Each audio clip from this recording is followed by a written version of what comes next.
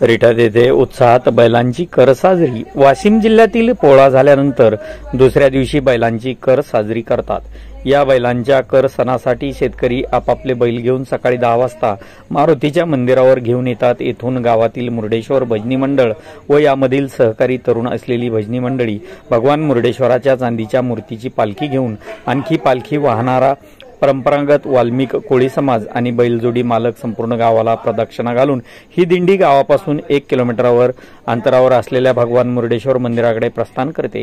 सर्व शेतकऱ्यांचे बैल या दिंडीमध्ये वाजत गाजत पायंदळ चालत सहभागी झालेले असतात। दिंडी भगवान मुर्डेश्वर मंदिराकडे जाऊन सर्व शेतकरी आपले बैल घेऊन मुर्डेश्वर मंदिराला प्रदक्षिणा घालतात व त्यानंतर या कर सणाच्या बैलांच्या मिरवणुकीचा समारोप होतो।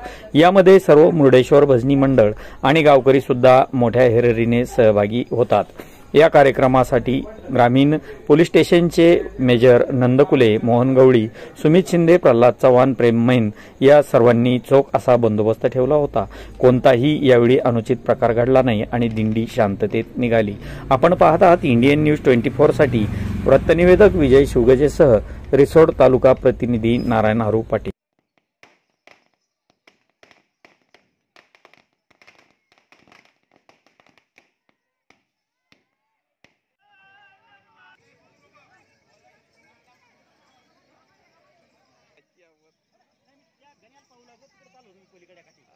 पलीकडल्या काठी